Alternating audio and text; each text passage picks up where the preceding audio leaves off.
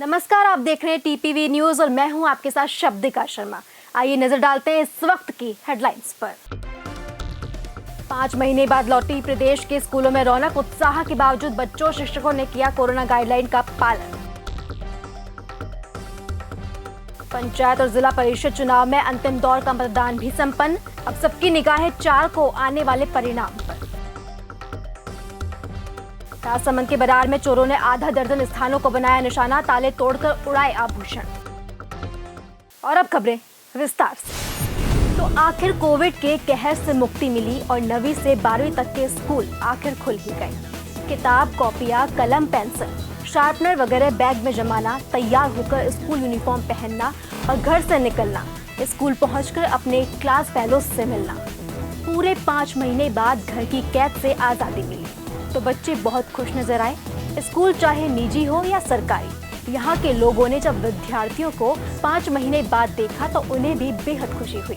तो देखिए TPV news की खास रिपोर्ट। राजस्थान में 50 लाख से ज्यादा ऐसे विद्यार्थी हैं जो 9वीं से 12वीं के बीच पढ़ रहे हैं और करीब इतने ही ऐसे हैं जो विशेष योग्यता हासिल करने के लिए कोचिंग की शरण में हैं ताकि उनका शानदार करियर बन सके। अब जब ये संस्थान खुल गए हैं तो यहाँ के प्रशासन ने 0 रिस्क कोविड की पालना सुनिश्चित की है। शिक्षा विभाग की गाइडलाइन के अकॉर्डिंग अपने विद्यालय खोले जा रहे हैं बहुत लंबे समय बाद, और जिसमें शिक्षा विभाग द्वारा राजस्थान में एसओपी जारी की गई है और एसओपी के निर्देशों की पालना करने के लिए विद्यालय पूरी तरह से तत्पर है, क्योंकि हमारा उद्देश्य यही है कि हमारे बच्चे जो बहुत लंबे समय से ऑनलाइन शिक्षण व्यवस्था से जुड़े हुए थे घरों पर, उन्हें ऑफलाइन शिक्षण प्राप्त हो। और इसी उद्देश्य से सोशल डिस्टेंस का, बच्चों को मास्क लगाकर आना है और 50% उपस्थिति के साथ विद्यालय में उपस्थित होना, साथ ही समय समय पर विद्यालय को सैनिटाइज़र करना, ये हमारी प्राथमिकता रहेगी। और हम ये भी चाहते हैं कि भाई बच्चे जो हैं बहुत लंबे समय तक घरों में बंद रहे हैं, तो अगर ऑफलाइन शिक्षण से जुड़ेंगे तो उन्हें यकीनन इससे फ़ायदा होगा। स्कूलों ने तय किया कि उनका टीचिंग स्टाफ वैक्सीनेटेड हो, सोशल डिस्टेंसिंग और सैनिटाइजेशन का पूरा ध्यान रखा जाए। तो मैम, जैसे कि आप देख रहे हैं कि अभी आज 5 महीने बाद स्कूल्स वापस से खुले हैं, तो आपके स्कूल का अभी किस तरह से माहौल चल रहा है और कितने बच्चे आए हैं और क्या क्या एक्टिविटीज़ आप लोग करा रहे हैं? आज पहला दिन था हमारे बच्चों का और मोर देन 200 स्टूडेंट्स रिपोर्टेड। आज 200 से ज़्यादा बच्चों ने रिपोर्ट किया है and they were very excited. ऐसा लगा कि आते ही पूछने लग गए कि बच्चे हम कहाँ बैठे ma'am, and we told them the norms and guidelines. In the morning first period yoga and meditation से हमारे स्कूल की शुरुआत हुई। क्लासेस में ही ब्रीथिंग एक्सरसाइज और मेडिटेशन कराया गया बच्चों को। हमने क्लासेस में नॉर्म्स को फॉलो करते हुए कम स्टूडेंट्स को गैप करते हुए सोशल डिस्टेंसिंग मेंटेन करते हुए बैठाया है और उसी के अकॉर्डिंग क्लासेस चल रही हैं। बच्चों का उत्साह देखते ही बन रहा है। इतने दिनों के बाद टीचर, क्लासमेट्स वगैरह से रूबरू होना, अपनी सीट पर जमना, फ्रंट बेंच पकड़कर बैठना या बिल्कुल पीछे बैठकर टीचर की डांट से बचना। उफ, पूरे 5 महीने के इंतज़ार के बाद अपनी शरारतों के लिए। इतने समय से स्कूल्स बंद थे, आप लोग ऑनलाइन पढ़ रहे थे, अब आप लोग वापस से इतने समय बाद ऑफलाइन पढ़ने के लिए आए हैं, तो कुछ तो डिफरेंस अभी आप लोगों को लग रहा होगा कि पहले आपके अकॉर्डिंग क्या बेटर था, ऑनलाइन या ऑफलाइन? मैम, मेरे अकॉर्डिंग ऑफलाइन ज़्यादा बेटर है, क्योंकि ऑनलाइन में बच्चों का कुछ रहता नहीं था कि वो लोग कैसे पढ़ाई कर रहे हैं, कैसे ऑनलाइन क्लासेस ले रहे हैं। कई बार ये सुनने में आया है कि बच्चे ऑनलाइन क्लासेस के साथ साथ गेम्स खेल रहे हैं बैक करके स्क्रीन को। तो मैम, ऑनलाइन में बिल्कुल बेनिफिट नहीं है बच्चों को, ऑफलाइन में बहुत बेनिफिट है। टीचर्स आपके सामने हैं, कोई डाउट्स हैं तो प्लीज़ पूछिए टीचर से, आपको कोई भी क्वेरी है प्लीज़ क्लियर करिए सबसे। और ऑफलाइन में मैम एकदम वर्चुअल जब बातें करते हैं ऑफलाइन में, तो उससे बेटर समझ में आता है, मतलब बच्चों के लिए बहुत बेनिफिट ऑफलाइन ही है। स्कूल खुले हैं, आप लोग वापस आए, तो आप लोगों को पहला दिन कैसा लग रहा है एक्सपीरियंस? पहले दिन बहुत अलग था, क्योंकि बार बार हम जब ऑनलाइन था तो सिर्फ एक स्क्रीन सामने दिखती थी, लेकिन अब हमारे सामने टीचर्स पर्सनली हैं, so we can feel connected with them and we can directly ask them question, so it feels better. Jaipur ही नहीं, प्रदेश के हर स्कूल कॉलेज में उत्साह दिखा, न सिर्फ विद्यार्थी बल्कि अभिभावकों और टीचिंग स्टाफ में भी। जयपुर जिले में दूदू के मौजमाबाद के सरकारी स्कूल में प्रधानाचार्य की अगुवाई में स्टाफ ने नए और पुराने विद्यार्थियों का तिलक लगाकर स्वागत किया। स्कूल में रंगोली सजाई गई और रंग बिरंगे गुब्बारे लगाए गए। बच्चों ने उनके अभिभावकों के सहमति पत्र लेने के बाद ही प्रवेश किया। नागौर जिले के कुचामन में अरसे के बाद सड़कों पर स्कूल की बसें दौड़ती हुई दिखाई दी। उत्साहित बच्चों ने अनुशासन बनाए रखा और कोरोना गाइडलाइन का भी पालन किया। प्रतापगढ़ में दलोट के सैनिटरी पीजी कॉलेज में शिक्षकों और विद्यार्थियों का उत्साह देखने लायक रहा। यहाँ सैनिटाइजर, मास्क, थर्मल स्कैनर, हाथ धोने की व्यवस्था माकूल रही। यहाँ का पूरा स्टाफ और विद्यार्थी वैक्सीनेटेड है। राज्य सरकार के निर्देशानुसार आज एक लंबे अरसा बाद महाविद्यालय में शिक्षा का संचालन प्रारंभ होने जा रहा है। इस शुभ अवसर पर मैं सभी छात्र छात्राओं को, शिक्षकगणों को, अभिभावकों को बहुत बहुत बधाई देती हूँ। शिक्षक की दिनचर्या का प्रमुख अंग होते हैं छात्र छात्राएं। जब छात्र छात्राएं महाविद्यालय में आते हैं तो वे अपनी सुचारू रूप से शिक्षा ग्रहण करते हैं, संस्कार ग्रहण करते हैं। सभी विद्यार्थी एक लंबे अरसा से इस दिन का इंतजार कर रहे थे, तो मैं आज एक बार पुनः सभी शिक्षकों को, सभी विद्यार्थियों को, अभिभावकगण को हार्दिक बधाई देती हूँ और शुभकामनाएं देती हूँ और सहयोग की अपेक्षा करती हूँ। प्रतापगढ़ जिले में ही अचनेरा के सरकारी स्कूल में टीचिंग स्टाफ ने विद्यार्थियों को तिलक लगाया। स्कूल के गेट पर ढोल नगाड़े की थाप से स्वागत का अलग ही नजारा दिखाई दिया। सरकार ने भी 9वीं से 12वीं तक के सिलेबस में 30% कटौती का ऐलान किया है। बच्चों का हर महीने टेस्ट भी लिया जाएगा ताकि यदि कहीं आगे परीक्षा नहीं भी हो पाए तो भी बच्चों का सही मूल्यांकन किया जा सके। यदि स्कूल से जुड़े कारोबार पर नजर डाली जाए तो संभावना है कि करीब 9 लाख रोजगार अब भी अनलॉक होंगे, तो जिंदगी रफ्तार पकड़ेगी। Bureau report, TPV news, Jaipur. Churu जिले के बिदासर में स्कूलों में 50% विद्यार्थियों के साथ कोरोना गाइडलाइन का पूरा ध्यान रखा गया। सभी विद्यार्थी मास्क लगाकर स्कूल पहुंचे। राजकीय उच्च माध्यमिक विद्यालयों की छात्राओं में स्कूल खुलने पर काफी उत्साह देखने को मिला। उन्हें ऑनलाइन क्लासेस से मुक्ति मिली। अध्यापिका अर्चना जांगीर ने कहा कि कोरोना गाइडलाइन को ध्यान में रखते हुए पूरी पालना के साथ बच्चों को शिक्षा दी जाएगी। कोरोना गाइडलाइन के कारण हमारी स्कूलें बंद थी और अब 135 दिनों के बाद में हमारी स्कूलें खुली है और अब इतने दिन हम घर पे क्लासें ऑनलाइन ले रहे थे और अब मुझे बहुत खुशी महसूस हो रही है क्योंकि कोरोना के कारण से काफ़ी लंबे समय से एक विद्यालय खुला है और पूरे सोशल डिस्टेंसिंग के साथ, सैनिटाइज के साथ विद्यालय में बच्चे आए हैं। अभी थोड़ी कम संख्या में आए हैं। सोशल डिस्टेंसिंग का हम पूरा ध्यान रख रहे हैं, साफ़ सफाई का ध्यान रख रहे हैं और अच्छा है कि बच्चे आए हैं, स्कूलें खुली है। बच्चों में काफ़ी उत्साह देखा गया है। गाइडलाइन का हम पूरा पालन कर रहे हैं। हम चाहते हैं कि विद्यालय इसी तरह से नियमित रूप से लगते रहें, उनके बच्चों को पढ़ाई का काफ़ी लोड हो रहा है। पंचायत राज के तहत पंचायत समितियों और जिला परिषदों के चुनाव में मतदान का तीसरा और अंतिम चरण बुधवार को समाप्त हुआ। जयपुर में सांगानेर पंचायत समिति के 15 सदस्यों और जिला परिषद के 3 सदस्यों के लिए मतदान हुआ। तीनों चरणों की मतगणना 4 सितंबर को जिला मुख्यालय पर की जाएगी। 6 जिलों में भरतपुर में 37, दौसा 29, जयपुर 51, जोधपुर 37, सवाई माधोपुर 25 और सिरोही में 21 सीटों पर चुनाव हुए। नगर परिषद की 200 सीटों में से 1 पर निर्विरोध निर्वाचन का चुनाव हो चुका है। पंचायत समिति के 1564 सदस्य चुने जाने हैं। इनमें से 26 निर्विरोध चुने गए हैं। सांगानेर पंचायत समिति में 64 उम्मीदवार हैं, उनमें से 15 चुने जाएंगे। सांगानेर विधानसभा के ठिकरिया पंचायत में तीसरे चरण का मतदान हुआ। इस क्षेत्र में 9,476 वोटर थे। मतदान शांतिपूर्ण रहा।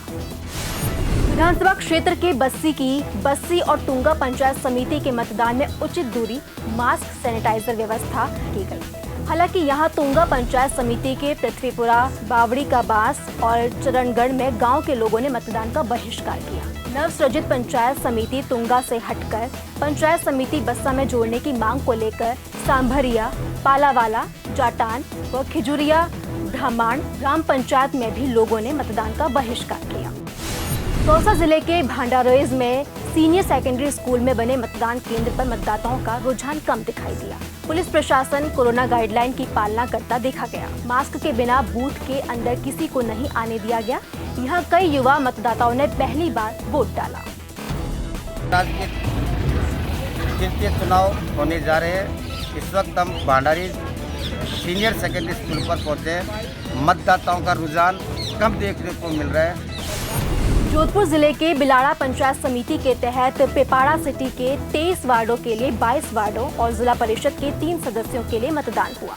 पंचायत समिति बिलाड़ा के 19 वार्डों के लिए और जिला परिषद के 3 वार्डों के लिए भी मतदान शांतिपूर्ण रहा। पेपाड़ा सिटी पंचायत चुनाव में 60 प्रत्याशी मैदान में अपना अपना भाग्य आजमाते दिखाई दिए। यहाँ 180 बूथ बनाए गए और तृतीय और अंतिम चरण के चुनाव में कांग्रेस की ओर से पूर्व सांसद बद्री राम जाखड़ की बेटी पौत्री तो भाजपा की ओर से पूर्व राज्यसभा सांसद राम नारायण डूडी का पुत्र भी अपना भाग्य आजमा रहा है। जोधपुर जिले में पंचायत समिति भोपालगढ़, बिलाड़ा, बावड़ी, पिपाड़ा, लूणी, धवा में मतदान हुआ। मतदान शाम 5:30 बजे तक चला और ग्रामीणों में खासा उत्साह दिखाई दिया। गाँव की सरकार बनाने के लिए मैंने मेरे गांव में आकर करके मेरा मताधिकार का प्रयोग किया। मुझे बहुत अच्छा लगा क्योंकि देश में प्रजातंत्र में और खास करके भारत में जहाँ देश की आत्मा गांव में बसती है वहाँ पर गांव की सरकार को मजबूत किया जाना बहुत ज़रूरी है। यही प्रधानमंत्री मोदी जी का विजन है, उनकी दूरदृष्टि है कि जब तक देश में गांव की सरकार मजबूत नहीं होगी तब तक हम सही प्रजातंत्र की प्राप्ति नहीं कर सकते। जयपुर कमिश्नरेट की स्पेशल टीम और करनी विहार थाना पुलिस ने लगभग 5 ग्राम स्मैक सहित एक तस्कर को गिरफ्तार किया। पुलिस आयुक्त अपराध दिंगत आनंद ने बताया कि ऑपरेशन क्लीन स्वीप के तहत अवैध मादक पदार्थ तस्कर मोहम्मद नूर को गिरफ्तार कर उसके पास से 4.95 ग्राम स्मैक बरामद की गई है। जयपुर के जवाहर नगर थाना इलाके में मंगलवार देर रात को एक महिला ने घरेलू विवाद को लेकर चलते फांसी का फंदा लगाकर आत्महत्या कर ली है। सूचना मिलने पर पुलिस मौके पर पहुंची और एफएसएल टीम के आने के बाद पुलिस ने शव को फंदे से उतारा और एसएमएस अस्पताल की मोर्चरी में रखवाया। पोस्टमार्टम के बाद शव परिजनों को सुपुर्द कर दिया गया है। वहीं पुलिस को मौके पर कोई सुसाइड नोट नहीं मिला है। प्रारंभिक जांच में सामने आया कि मृतका पति से परेशान थी जो रोजाना शराब पीकर झगड़ा करता था। फिलहाल मामले की जाँच पड़ताल करवाई जा रही है। बूंदी जिले में हिंडौली के पास झोपड़ी की तलाई में सरकारी ट्यूबवेल मोटर और नाले पर जबरन अतिक्रमण का मामला सामने आया है।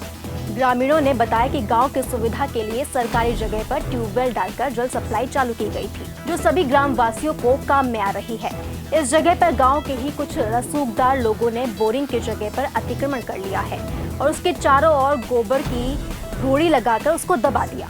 जानवरों को पानी पीने के लिए बना रखी खड्डे को भी ग्रेवल डालकर भर दिया गया है। इसका विरोध करने पर लड़ाई झगड़े होने लगते हैं। लोगों ने प्रशासन से मामला सुलझाने की मांग की है। ये मोटरें हैं सरकारी हैं बिल्कुल, और इस पे वर्दी लालसन और गैर माली ने अतिक्रमण कर रखा है। हमने कई बार प्रशासन को भी अवगत करवा चुके हैं। प्रशासन बिल्कुल भी ध्यान नहीं दे रहे। सरपंच से बोलते हैं तो सरपंच भी कहता है भाई हट जाएगा। प्रशासन कागजों की पूर्ति करके अतिक्रमण हटवा के कुछ वीडियो बना के वो मोटर को बिल्कुल तब सरकारी बोरिंग से पानी भी बहुत समस्या हो जाए और खाना जो छाती पे और चढ़ा जाए और जानवर भी पानी पे जाए परेशानी हो जाए। प्रशासन भी खे बगत रिपोर्टा दे दी, कोई सुनाई बोना। भीलवाड़ा जिले में मांडल थाना पुलिस ने पिछले महीने चोरी हुए ट्रैक्टर के मामले में 2 लोगों को गिरफ्तार कर लिया है। ये ट्रैक्टर मांडल भीलवाड़ा मार्ग पर पंजाब सिंध बैंक के पास एक वेल्डिंग की दुकान के बाहर से चुराया गया था। ट्रैक्टर मालिक की रिपोर्ट पर पुलिस ने मुखबिरी के जरिए दोनों चोरों को पकड़ लिया है। चोरी हो गया जिसकी रिपोर्ट पर थाना मांडल पर प्रकरण दर्ज किया गया। वाहनों की बढ़ती चोरियों को मद्देनजर रखते हुए उच्च अधिकारियों श्रीमान एसपी साहब भीलवाड़ा, एडिशनल एसपी साहब साड़ा गंगापुर और सीओ साहब मांडल के द्वारा निर्देश प्रदान किए कि इसका खुलासा किया जाए और उन उच्च अधिकारियों के दिशा निर्देशों पर मुखबिर मामूर किए। मुखबिरों की इतला पर 2 संदिग्ध लोगों को डिटेन करके उनसे पूछताछ की गई। पूछताछ में उनके द्वारा चोरी गए ट्रैक्टर को चुराना कबूल किया गया। भीलवाड़ा जिले में करेड़ा पुलिस ने धुमाला गांव में खेत के घास काट रही महिला के गहने लूटने के मामले में एक व्यक्ति को गिरफ्तार किया। उसके 2 साथियों की तलाश फिलहाल जारी है। आरोपी से पुलिस ने वारदात में काम में लिया चाकू और लूटी गई चांदी और चेन भी बरामद कर ली है। आरोपी से पूछताछ में पता चला कि पहले रेकी करते थे, उसके बाद वारदात को करते थे। कल शाम को इतला मिली कि ग्राम धुआड़ा में किन्हीं बदमाशों ने एक महिला के साथ मारपीट की है और उसके आभूषण लूटे हैं वगैरह। इतला पे रवाना हुए, वहाँ पे पहुँचे तो पता चला कि ग्रामीणों ने एक बदमाश को पकड़ रखा है। जिसको पूछा तो उसने अपना नाम लोकेश बंजारा बताया। थाने लाया गया उसको और प्रकरण दर्ज कर अनुसंधान शुरू किया गया। तो महिला को धमकाने के लिए और उसके आभूषण काटने के लिए जिस चाकू का इस्तेमाल किया गया था वो चाकू और एक चांदी की गले में पहनने की चेन, 2 चीज़ें आरोपी के पास से बरामद हुई है। बूंदी जिले के केशोराय पाटन के हनुमान मंदिर में विशेष पूजा अर्चना की गई। भ्रष्टाचार निरोधक और अत्याचार निवारण न्याय सिंह वाहिनी ने आयोजन किया। पूजा का उद्देश्य प्राकृतिक आपदाओं जैसे कि अतिवृष्टि, कोरोना वगैरह से ग्रस्त जनता को मुक्ति दिलाना रहा। राजसमंद जिले के भीम उपखंड के बरार गांव में चोरों ने आधा दर्जन से स्थानों पर ताले तोड़कर ज्वेलर्स से चांदी के आभूषण चुराए। मातेश्वरी ज्वेलर्स के ताले तोड़कर चांदी के आभूषण चुरा ले गए। जाग होने से वो सारा माल चुरा नहीं पाए, उन्हें भागना पड़ा। चोरों ने 2 गूंगा मंगरी में 2 सूने मकान, 1 दुकान और ग्राम सेवा सहकारी समिति मिनी बैंक 3 ताले तोड़े और यहाँ से नकदी नहीं होने के कारण चोरों को हाथ में कुछ नहीं है। भरतपुर जिले के कामा इलाके में अवैध खनन जोरों पर है। वन विभाग की गश्त व्यवस्था फेल होती नजर आ रही है। लोगों को इसमें वन विभाग और खनन माफियाओं की मिलीभगत भी नजर आ रही है। लेवड़ा, अकबरपुरा, कुलवाना, टायरा, कनवाड़ी आदि जगहों पर भी जमकर अवैध खनन होते साफ दिखाई दे रहे हैं। डूंगरपुर जिले के साबला में उदयपुर रोड पर अभिनंदन कॉम्प्लेक्स में जॉय ई व्हीकल्स के शोरूम परफेक्ट ई बाइक का शुभारंभ किया गया। शोरूम के संचालक योगेश शर्मा ने बताया कि पेट्रोल की बढ़ती कीमतों और बढ़ते प्रदूषण के बेहतर विकल्प के रूप में ई व्हीकल्स का चलन बढ़ गया है। इसी को देखते हुए शोरूम खोला गया है। वर्ल्ड विजार्ड सॉल्यूशन इंडिया के क्षेत्रीय प्रबंधक दीपक मथुरिया ने बताया कि कंपनी अपने सभी वाहनों में दमदार बैटरी लगाती है, जिसके बाद 80 किलोमीटर से अधिक का सफर आसानी से पूरा हो जाता है। बैटरी भी सिर्फ 2 घंटे में पूर्ण रूप से चार्ज हो जाती है। प्लांटेशन में बहुत बिलीव करता हूँ। मैं खुद प्लांटेशन वगैरह करता हूँ मेरे घर पे। ग्रीनरी बहुत पसंद करता हूँ और एक्चुअली ये चीज़ों को मैं ख़त्म होते हुए देख रहा हूँ। उसका कारण है ये जो व्हीकल आजकल चल रही है रोडों पे, ये पेट्रोल डीजल वाली पोल्यूशन बहुत फैला रही है। तो इनको धीरे धीरे कम करने के लिए मैं चाहता हूँ कि इलेक्ट्रॉनिक अगर मार्केट में उतरे, जैसे बाइक हो, कार हो, एनीथिंग, तो इससे क्या होगा कि हमारे पर्यावरण में काफ़ी शुद्धता फैल जाएगी और काफ़ी बेनिफिट होगा आम जन के लिए, हमारे लिए, सबके पृथ्वी में रहने वाले सभी लोगों के लिए ये एक बेनिफिट जरिया है। तो मेरी तरफ से एक छोटी सी पहल है। तो मैंने इलेक्ट्रॉनिक का ये बाइक्स का जो शोरूम खोला है, इसके हिसाब से अब देखते हैं आगे फ्यूचर में किस तरह से और रिस्पॉन्स मिलता है। मुझे यहाँ करके गाड़ी जो पड़ी है 2-3 मॉडलों में है। एक ग्लोब, जेनेक्स और बोल, तीनों गाड़ी की खासियत ये है कि गाड़ी एक सिंगल चार्ज में 70 किलोमीटर चलती है। बैटरी जो आती है इसमें लिथियम बैटरी आती है, ट्यूबलेस टायर है, डिस्क ब्रेक है, एलॉय व्हील है, BLDC मोटर है, वाटरप्रूफ मोटर है, जो कि बिना पानी में चल सकती है। कोई इसमें सर्विस करना अनिवार्य नहीं है। अब खबर मध्य प्रदेश के रतलाम से है, जहां ग्राम पंचायत सरवन में कोविड टीकाकरण किया गया। टीकाकरण के लिए सुबह 8 बजे से ही लोग जमा हो गए। मेडिकल टीम 10 बजे आई, जिसमें से लोगों में आक्रोश नजर आया। खबरों में फिलहाल के लिए इतना ही। आप बने रहिए TPV न्यूज़ के साथ।